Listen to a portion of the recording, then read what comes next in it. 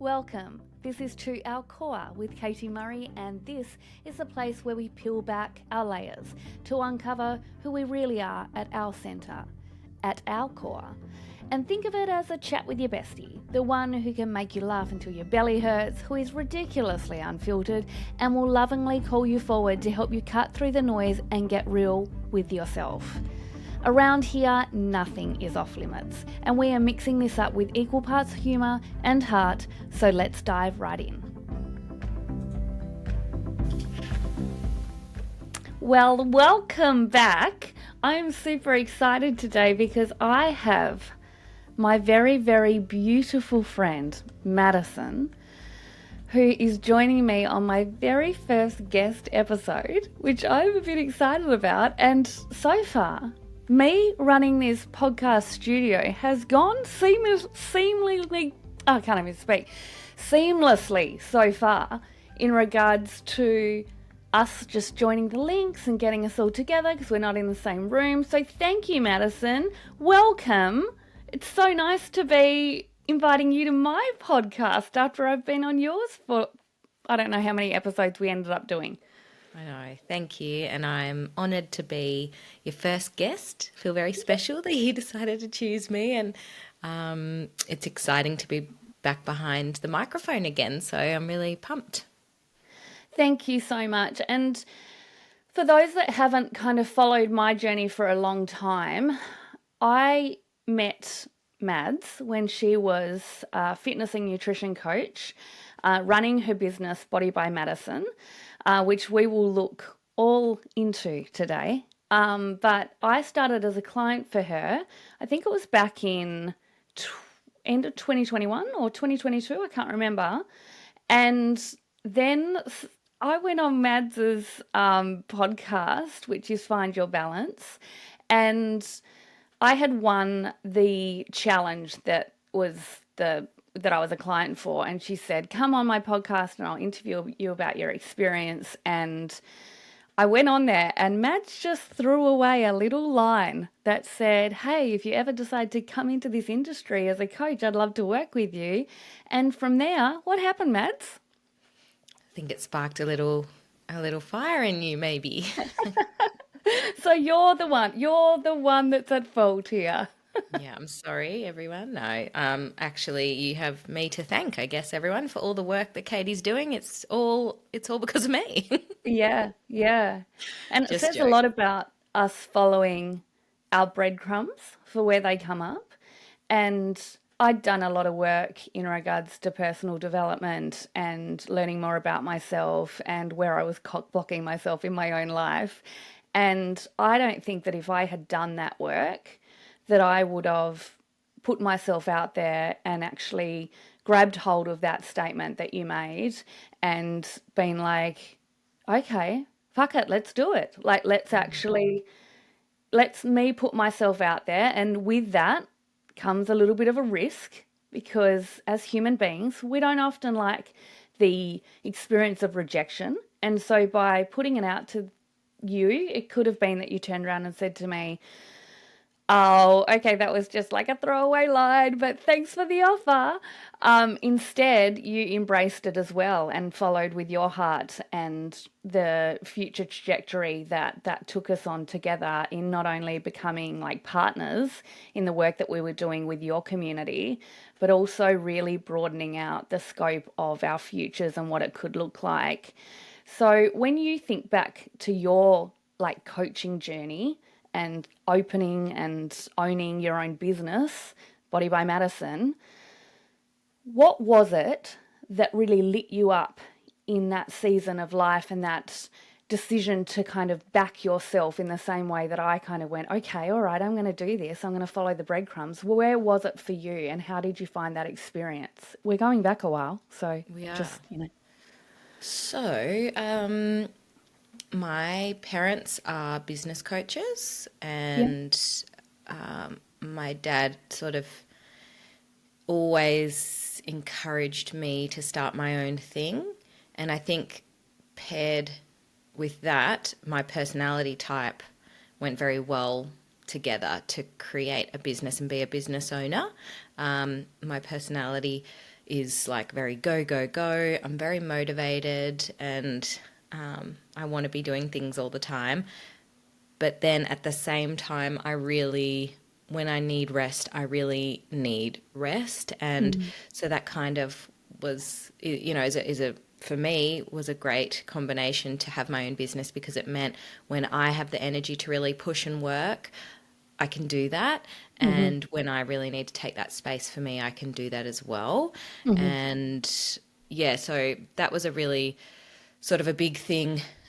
When you're a business owner, you're kind of working 24/7, but Mm. then you're also not working 24/7. It's strange. You have the flexibility to meet a friend for lunch, take a day off work, work from anywhere, but then you'll also wake up at 2 in the morning and go, aha. So that's what I'm going to call my podcast. Yeah, I've got a idea there. And that's the Yeah. thing with often these ventures that we go on, they're so passion inspired. Like they're such a love project that it's about finding the balance. Oh, I know I just referenced your podcast again, but it is really about finding your balance, isn't it? About moving into that space of you've got complete license and freedom over what you want to do and how you want to do it. And were there any doubts that came up for you in making that decision to open your own business or anything that was present for you in that moment that felt a bit scary? I mean, as a person, again, my personality type, I am very go, go, go, and I tend not to overthink things. So I didn't. And my dad, I'll probably talk about him a lot because he's Yeah. very inspirational to me. But my dad, just on our holiday recently, was saying, like, kill the debate. And that means, like, in your head, you're debating back and forth.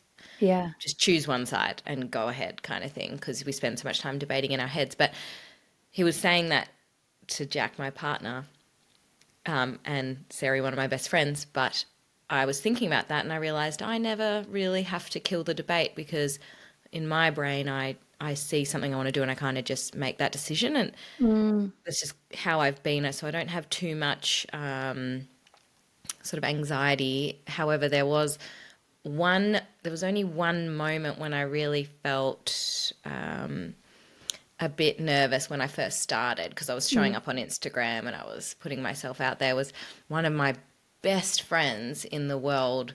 I heard, I don't know how I heard that he said something like, "Oh, is she not embarrassed to be like Um, sharing like this online?"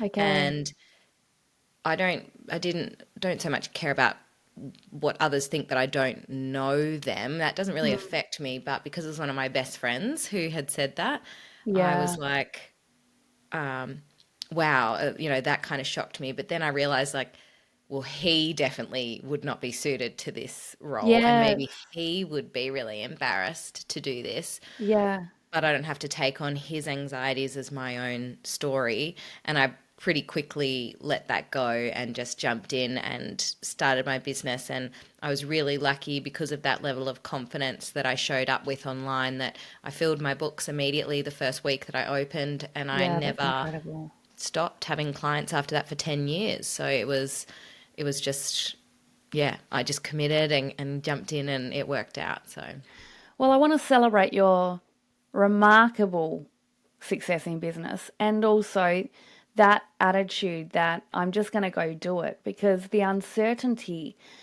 often people, like there's human needs, yeah, if you think about it as a triangle, and one of them often sits in certainty, like this human need to have some level of certainty, conviction, know the end result. And what I work with my clients around is really about the only way you're ever going to obtain a level of certainty is by doing the thing, is by taking the action. And instead of like being fixed in that place of feeling stuck and being like, I need to make the right decision. It's how can I make the decision right? How can I take a step forward, assess the landscape, look around me and say, is this where I want to be? Is this the outcome I thought I would generate for myself? And if not, then great, I get to take another step. It might be sideways, it might be like slightly off on a 90-degree angle, it might be anything. And also, you get choice in that. Yeah. Mm. So the only stuckness ever comes by not landing in a decision that you didn't make the right one. It's about moving rather than staying still. That's when you're stuck. And Yeah. so your life in business has been an incredible example of that, about taking action and then being able to assess the landscape and tweak and pivot as you need. So, what lit you up to first get into that? Like, I know that from our personal conversations, you were kind of documenting your life online a little bit beforehand before you launched your business, weren't you? Yeah, just documenting like my health and fitness, because that's the space I was going into. I kind of weighed up, you know, my dad had me reading business books and writing book reports on them since I was 13 or 12 or something like that at home. So I had all this Yeah, knowledge of business, and since then I have read every business book that I could ever. I can't even tell you how many books on business I've read. So amazing. I weighed up. I've got this business knowledge now. I could start a business, but I also have a love and passion for health and fitness. And so I brought the two together, made a space online, and just started sharing. I also pair that with, because I wanted to become a coach. That was what I Hmm. wanted to do. And I think I have always been someone who is an encouraging person. I feel like that's Mm, my sort of thing. I like love to see people around me thriving, and I mm. don't know what it is. Maybe I'm going to be like a dance mum and have like a child you know. Bobby, get your ballet shoes on. It's I know. I coming was to just you. thinking, is Bobby going to dance, do tap or something? Who knows? Is Um, it going to dance? yeah. Is it going to dance? But I will definitely get him to do some sort of performances, and I will direct them and do all that kind of stuff and encourage him, in whatever, whatever he I'm wants to definitely do. going to get him to do that. But yeah, I mean, Yeah. obviously, whatever he wants. Yeah. Whatever he wants, whenever he wants it. So yeah, I just love to encourage people, and I saw that came naturally to me. And I think back to the moment when I said like, "Wow, like you'd be an amazing coach, Katie." That's another sort of encouraging moment that I have had with you as my friend, and I think yeah, just becoming a coach came very naturally. So I had the business, I had the health and fitness passion, Mm, and then I had the coaching sort of vibe about yeah. me in terms of pushing people to be their best and telling people what they're doing that's amazing and helping them and guiding them and that kind of thing. So I had a real passion for that. It all came together, and that's what was lighting me up. It was kind of like a bit of a perfect storm. Yeah. Yeah. And you've spoken on your own podcast about, and we've touched on it a little bit earlier in this, that balance is important to you. And when I work with clients, I often almost can imagine them thinking about that balance as a seesaw and that it has to be completely level. And in business, as I'm discovering, and also as you've talked about on your podcast, is that it's an up and down seesaw, and that in that comes the joy as well. Like sometimes it might feel a little unbalanced in regards to certain parts of your life, and because you might be going full steam ahead, planning retreats or whatever you were doing at the time, and then it's about bringing it back so that it doesn't stay stuck on one end. Now, after 10 years in business, you have chosen to close Body by Madison, which a lot of us affectionately call BBM, following becoming a mum recently. Talk me through how that decision was for you and the process that you went through in making that decision. Well, it definitely wasn't easy to make that decision, and it was I don't even know how to describe it, because BBM really was like my life and my baby, and based on my own experience of life, and I would show up so openly and just very in a real raw way. When I became pregnant, things shifted in me to the point where I started to feel maybe that I didn't want to be needed by, or I didn't have the space to be needed by all of the people that had needed me Mm-hmm. previously and relied on me. And I was finding that I didn't have what it was in myself to give. And so Mm. that was like sort of bringing up a lot of guilt and shame in not having the space like I used to, the spaciousness to be Mm. that really encouraging person that will show up for you and be there for you. And, I'm sure I'm going to have more space eventually. I mean, Bobby's only 6 months old right now, but I'm sure that's all going to change and that will all come back. But as I was getting later and later into pregnancy, I realized that space was getting smaller and smaller, and it was kind of crushing my soul a little bit Mm. because I felt like I was losing this part of me that I had always been that person. Um, and and then in a way letting people down. And so I started to get more and more feelings of being called towards a slower life. Being the business owner meant that I was on all the time. And yeah, you're right about having that balance. Some days I would do like 16 hours worth of work, and other days I would do two, and it would Mm. just kind of balance out that way. But I didn't have the space to be able to do a 16-hour day anymore. Mm. I couldn't because I was trying to get other things done and focus on resting and getting my body ready for having this baby, which most people in a 9 to 5 job, they'll get to take, a month before their baby's due, they'll take that off, and then they get a year off work where they don't actually think about anything. And as we were getting closer to the end of pregnancy, I was realizing I was trying to plan some maternity leave for myself, and I think I had like planned 5 weeks with my team for me, but it wasn't really going to be five. And I laugh at that now. I'm like, I'm 6 months in. I'm like, oh my God, at 5 weeks? What? There's just no chance. I don't know what I was thinking. And by the way, I don't know if you want to talk about it later, but I've been so humbled by being a mum so many times. I can't even count Oh, we're in this definitely going to talk about that. in the sense of like I thought I would do this. No. I thought I'd be like this. No. It's something you don't know until you've experienced it, obviously. Exactly. So yeah, I felt that pull away from being able to hold space for so many people. I realized that my maternity leave of 5 weeks wasn't even going to be really maternity leave like I Mm. had craved. Um, when you're a business owner, I'm sure if there's anyone who's a business owner, they can kind of relate.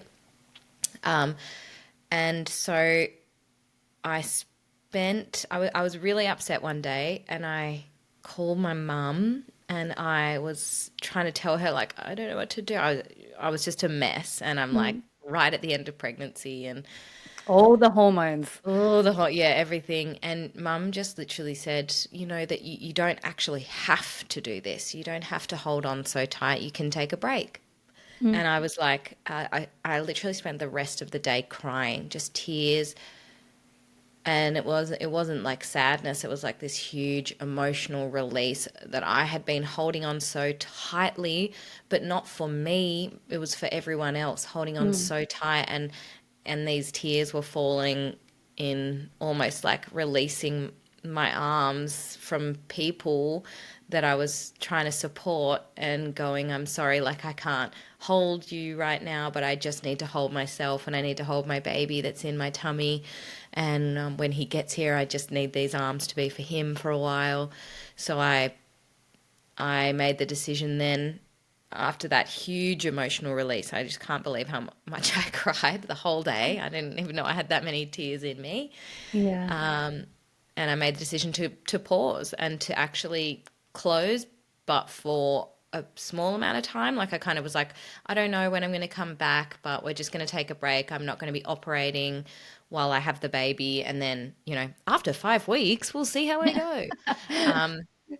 And then after having Bobby, it was a total transformation, the most insane experience I've ever been through in my life, giving birth, having a baby, becoming a mum, that I decided, having these decisions of when to get back into things was the next thing that was then sort of making me feel overwhelmed. And it wasn't, I spent so much time thinking about this, and I realized that I think this season of my life has come to an end. Mm. And that was scary because I had built something that was like, people would dream of having this kind of work where they can work from home, they can make enough money to live the life that they want to live.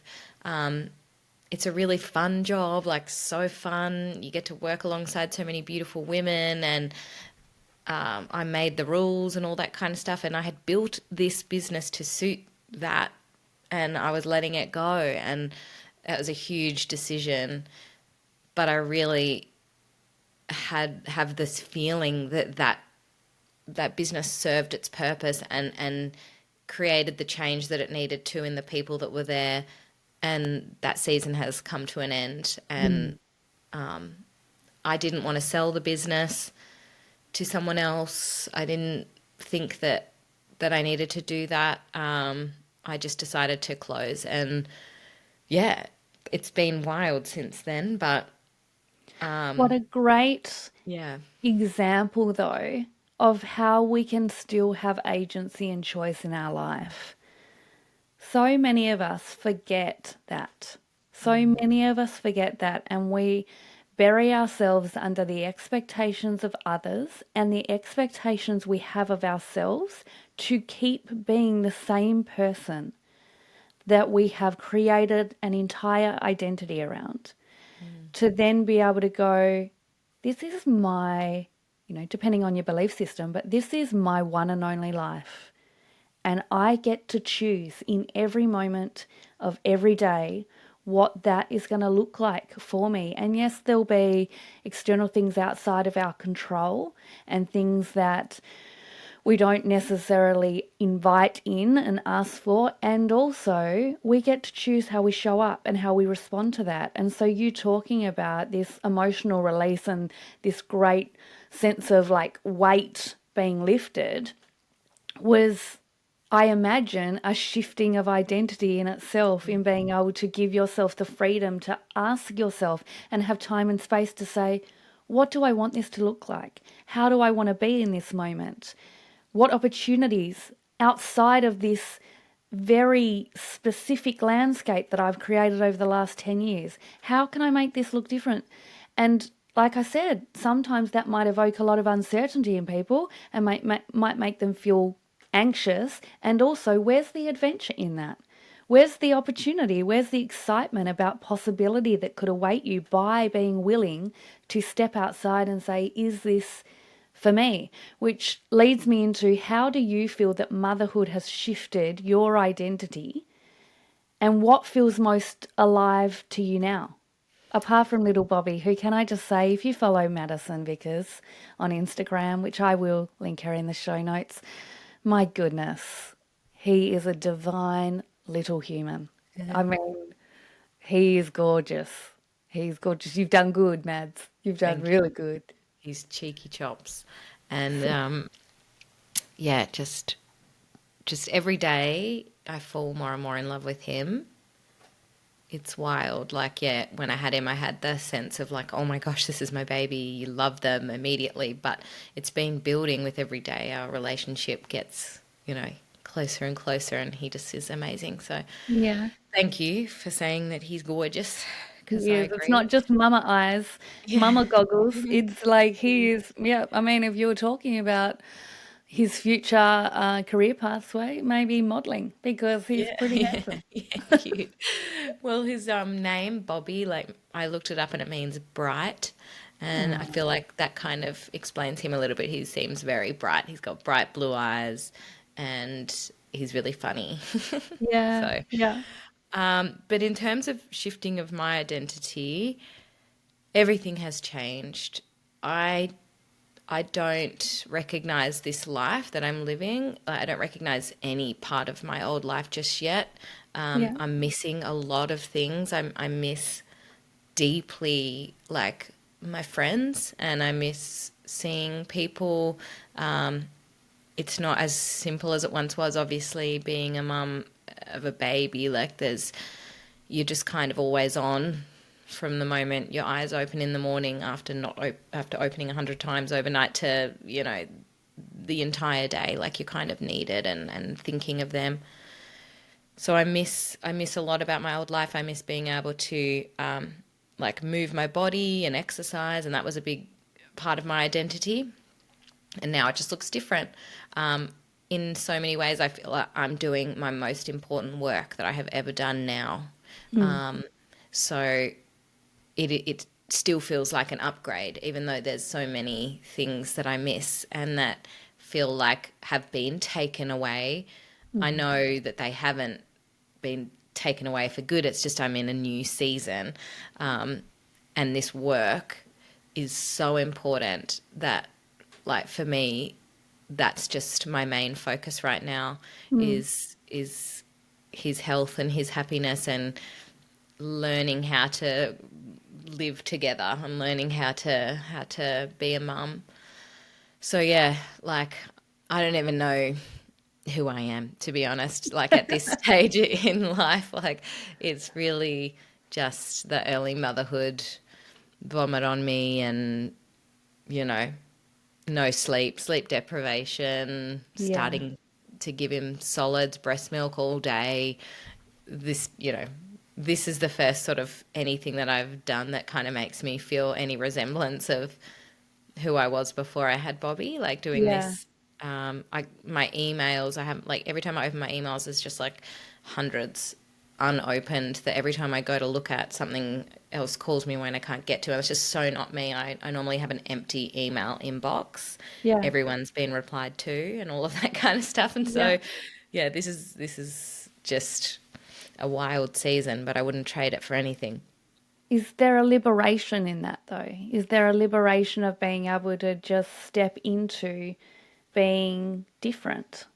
Yeah, I mean, I've been the entrepreneur, the business owner, breadwinner of my family with Jack for the last 10 years as well. And that led us to being able to travel the world together. And he had 7 months off work and just traveled with me alongside me while I worked on my laptop. And I've been I've been very much like the person sort of, and like, I'm not saying he's not ambitious. He is so ambitious, and he also has his own business and works for himself.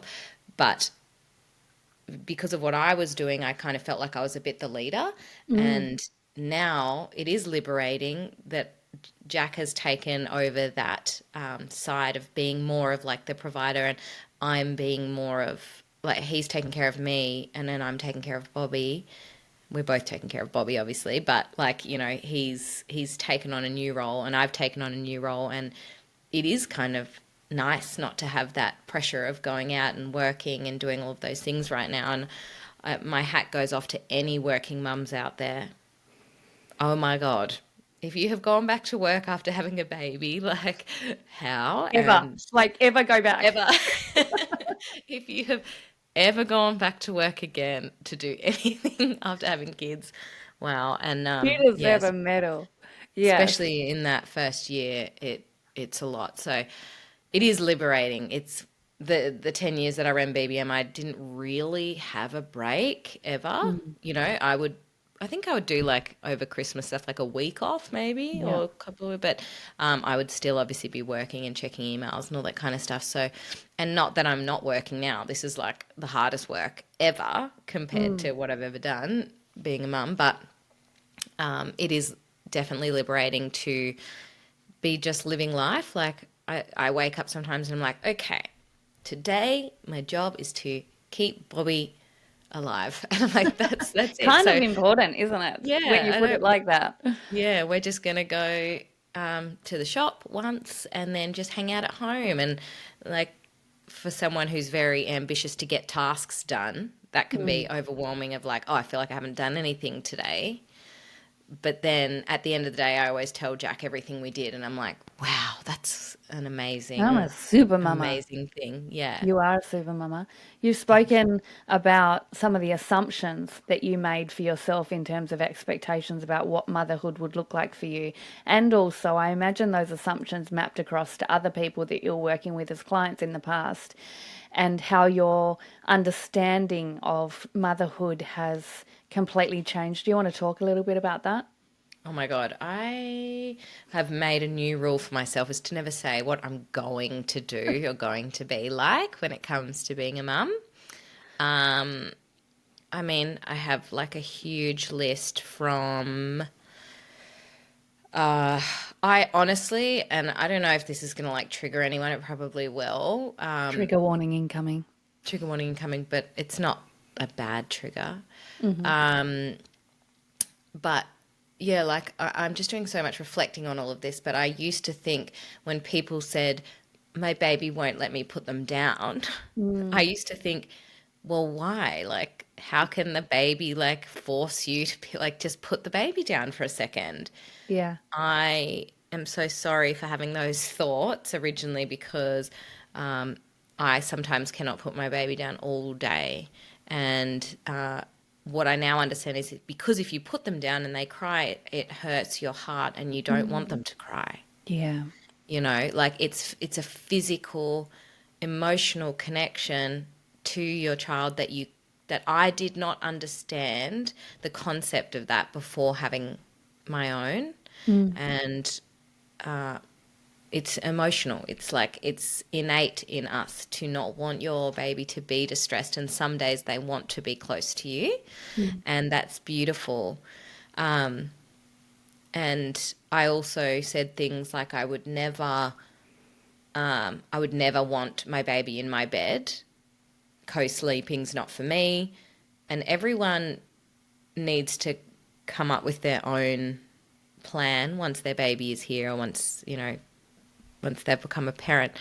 But for us, it's looked a lot like, yes, he sleeps in his cot most of the time, but then there are some nights where he does have to be with us in bed, and that's okay.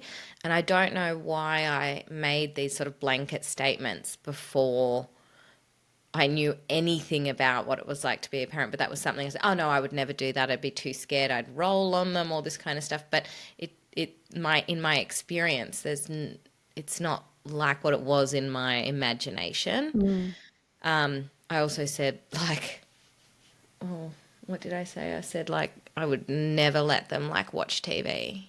mm.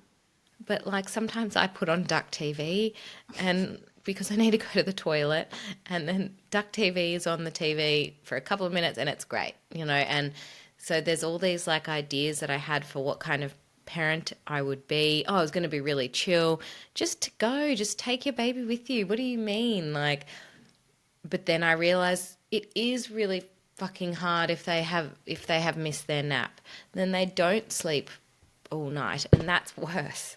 So Yeah. like yeah, I've just been humbled so many times and yeah, just I'm not going to be putting expectations or words in my own mouth anymore about parenting, and it has definitely helped me to understand women and mums more. And now looking back at the women that I used to coach that were mums and they were showing up every week and doing check-ins with me and being a parent at the same time, I'm like, holy cow, like I just wish that I was able to. I mean, I'm a new person now, but if I knew back then, I would just tell them how incredible that is that they were doing that. Yeah.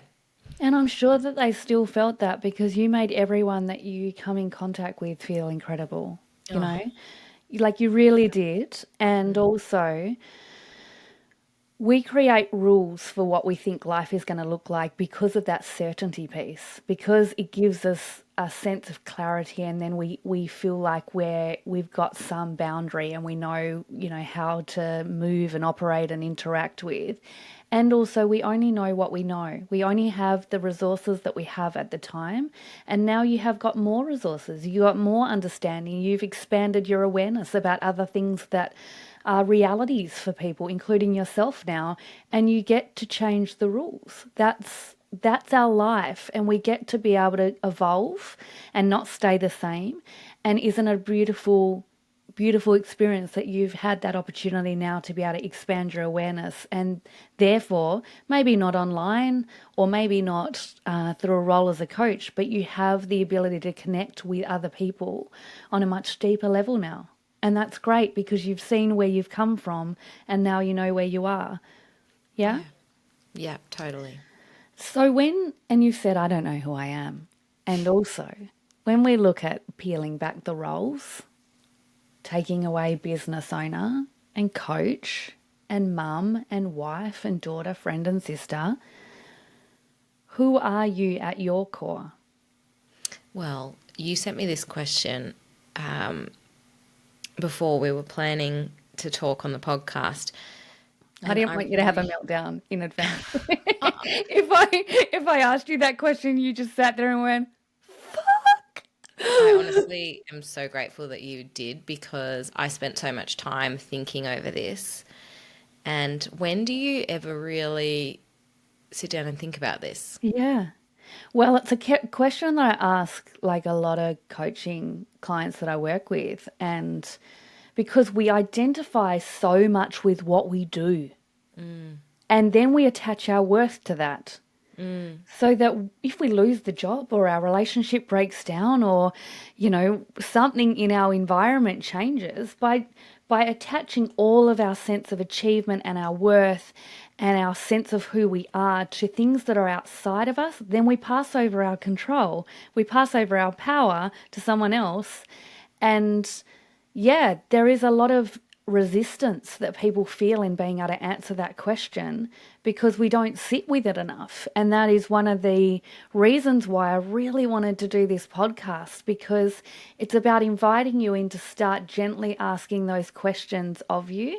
And even if it looks like asking the question of who am I at my core now, even if that brings up stuff and behaviors and thoughts and ways in which you're being that doesn't feel like it's who you want to admit you are, guess what? Once again, choice.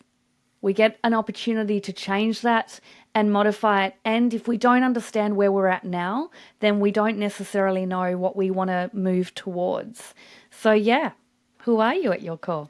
So, what I was thinking was that without me, my identity now just being mum and wife to Jack and, all of that, I feel that I am still and always have been someone who wants to inspire and encourage and uplift. I think those core values are still within me. And they are like pouring out to the people that are just within my arm's reach at the Yeah. moment, which is Bobby and Jack and my family and whoever I get to see from time to time. But I think that's just who I am. And what I want to do with my life is to inspire wellness in the whole sense of that word, like inspire living well through balance in all areas, from motherhood and nutrition and just sort of life. So yeah, I just think that sort of has never faded and is kind of still growing.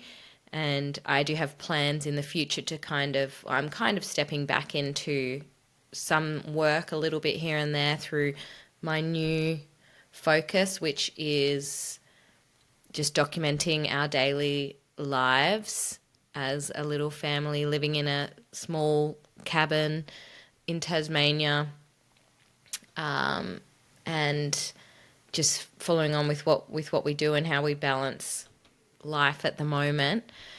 So yeah, I feel like simple living, and and it being inspiring in some ways to someone um, to follow their own dreams, and maybe Mm, that inspiration has come from me sharing that I'm closing my business and just being a mum. mm. Not just being a mum, you know the No, word just just, about but it. you Yeah. get that. To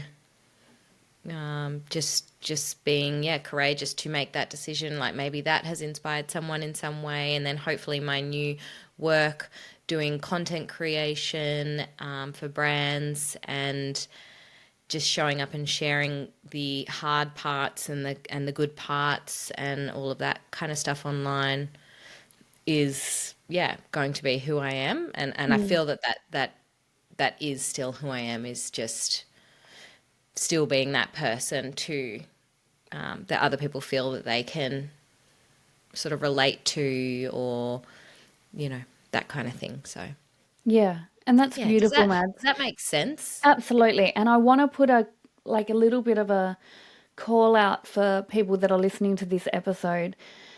If they are still struggling with that question around who am I at my core, the question that you can use to support you in exploring that is asking yourself, I am the person who is, rather than saying, I'm the person who does. I'm the person who is. Because then you can say, who is fucking hilarious, who is Yeah. authentic, who is kind, who is driven, who inspires others. And you get to create a really solid foundation of who you are rather than it being attached to things. And you know what that also does? It allows you to map across opportunity and possibility so Yeah. broadly because you're not pigeonholing yourself into a particular label, title, or role. Yeah. Mm. And Mhm. so asking who who am I the person when I just show up as is? As is. And a lot of the stories that I hear particularly from women is that they feel a lot like their life is performing. They Mm. feel a lot like they are sitting with one person and they're this person, and then they are someone different with their family, and then they're someone different in a professional sense. And like I even experienced that so much in going into quite a serious line of work straight out of uni and feeling like I needed, particularly because I was really young in that industry of child protection and I didn't have kids. And so I felt this constant need to prove and perform that I was mature and that I was professional. Like I used to go to work often in like I don't know, like 6 inch, that's probably too high, the very high heels and Yeah. the power suits. And it was like a whole identity piece that, like, if I can just convince them that I'm a professional, then I will have earned my spot and then I'll have a voice at the table. And so being able to reflect on that now absolutely was a huge part of my like evolution as a person, but I was performing different people. Like if you had to see me on the weekend, I was like ridiculously stupid. Like I was like I am the person that loves humor and I haven't given that as much airtime because I didn't want people to think that I wasn't serious. Because I'm working in a serious field, I'm a serious person, and you should take me seriously. And so I performed this thing, and even when, like, I started showing up online as like a mindset coach, and I felt like, oh, I need to be super serious so people look at me and think, wow, that's someone that knows what she's talking about. That's someone that can support me in where we're going and can actually hold space for me around some of the heavier things. And then when I actually, and this was largely like you're a massive influence in just being able to show up just as myself, unscripted. When I showed up online as my most authentic self, which often showed me being ridiculous and unfiltered and humorous and taking the piss out of myself because that's what I think is funny, then I got the highest level of engagement.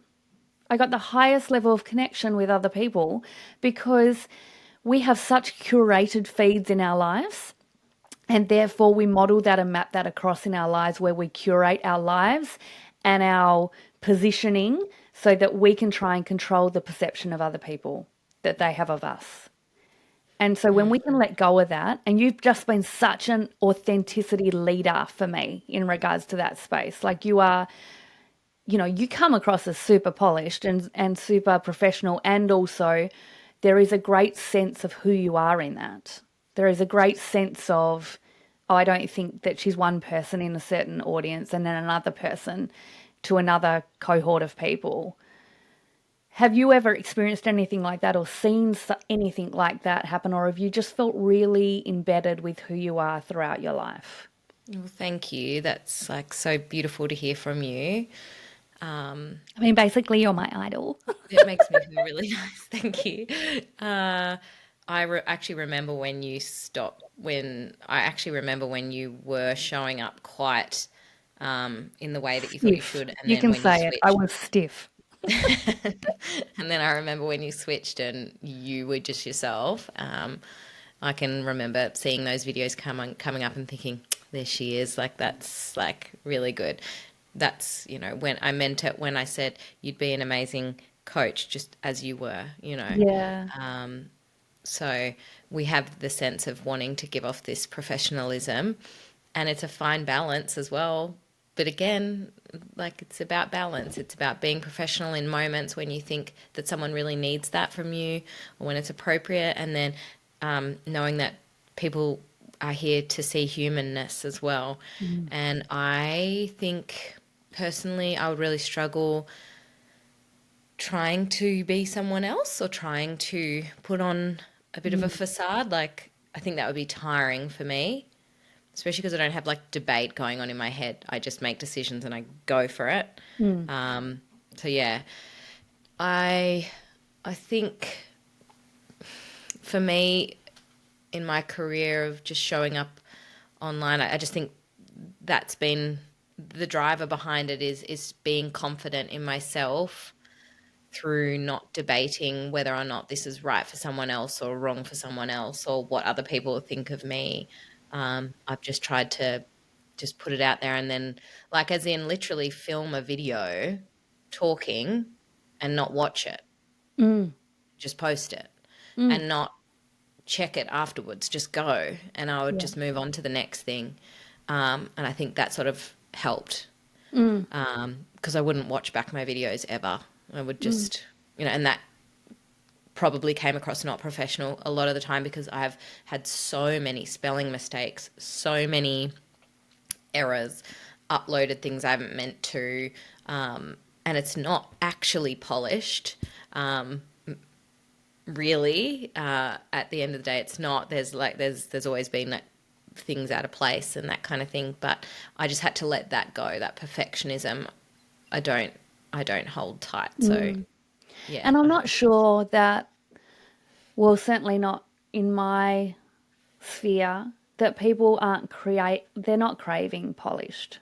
They're craving authenticity and realness. And, like even going back to the start of this episode, past Katie would have said, "Stop, Mads, we need to stop. I stumbled over my words at the start."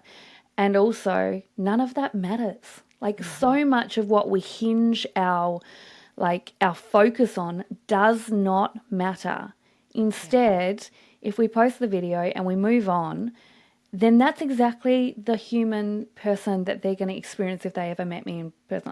I stumble over my words all the time, probably because I've got a lot of thoughts that I want to get out. My tongue can't move fast enough. And also, none of that takes away from anything. Nothing like your ability to be a leader in that space of like stepping boldly in confidence in who you are is a don't ever underestimate the impact that that has on other people because you create a permission piece for them to do the same.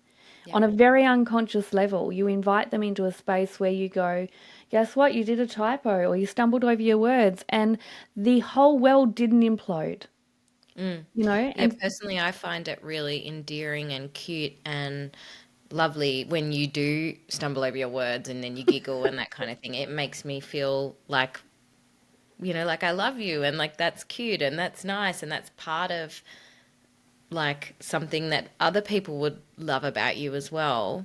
And I don't know why we have it in our heads that it would be any other way. the only way that we can move through that, I know that there are probably a lot of people here that also resonate with that level of perfectionism and striving and procrastinating because they want to get it right, and they think all the overthinking and pre-planning is going to be able to support them to be perfect. And if you are struggling with that, please go to the link in my bio or on the show notes. That is to the Self Sabotage Solution, which is a 6-week group online coaching program where you are going to be able to uncover the ways in which you are showing up with procrastination, perfectionism, and people pleasing, as we often do, and being able to develop really tangible strategies to being able to support you to put that in the bin because that's where it belongs. Because the only way that we will actually move through that is by stumbling over the words, not editing it or making the mistake. If you like, I mean, I don't even believe in mistakes. Like, I just all think it's feedback. There is no failure. It's just great opportunity to grab data and go, okay, I'll do it differently next time. And also, if you make the mistake and then you suddenly realize that that you didn't suddenly get 30 messages saying you're stupid, uneducated, whatever your worst case scenario is that you've created in your head, that didn't happen. Oh my goodness, the world didn't implode. I can make mistakes and also still be valued, respected, and, have a place here in your own life to show up. And so, as we close, I'd love for you to offer any wisdom or encouragement, given that you are such a beautiful inspiration and encouragement to others who may be listening from a place of their own season of transition, whether it's motherhood or any other aspect. What would you share to them that you think that could benefit them in this moment?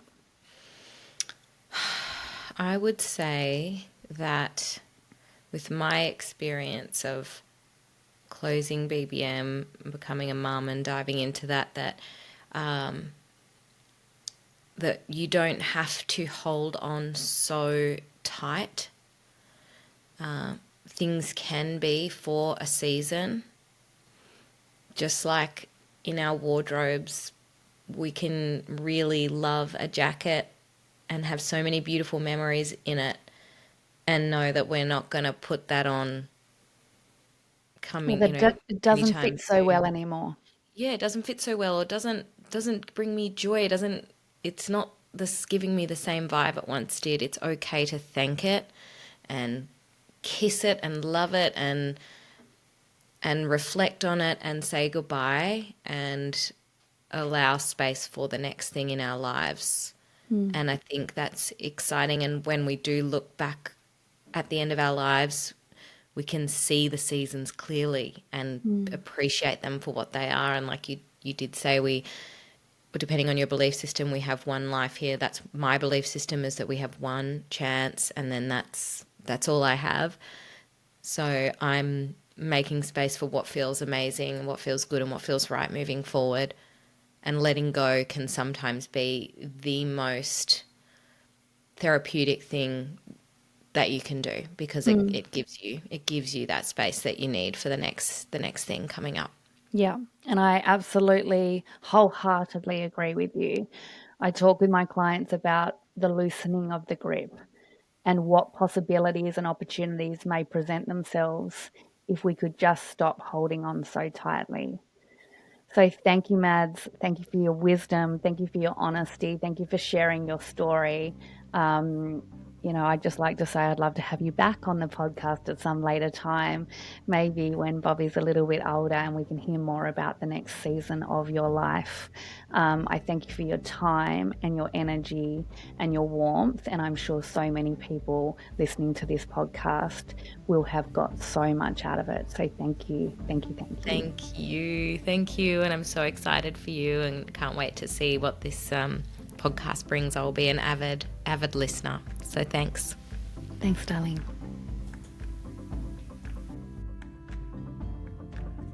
Thanks for spending time with me today on To Our Core. If something landed in your heart or gave you a much needed giggle, consider sharing it with a friend who also may need this as a timely reminder. And go on. You know you want to. Give me a 5-star review so that this podcast can land in the ears of many, many more people. Because remember that life is too short to stay on the surface. Keep living, loving, and laughing all the way to your core. Go make life great. And if you want support around this, go to the show notes to find out more. Until next time, I'll meet you back here with more truth, laughter, and a whole lot of heart.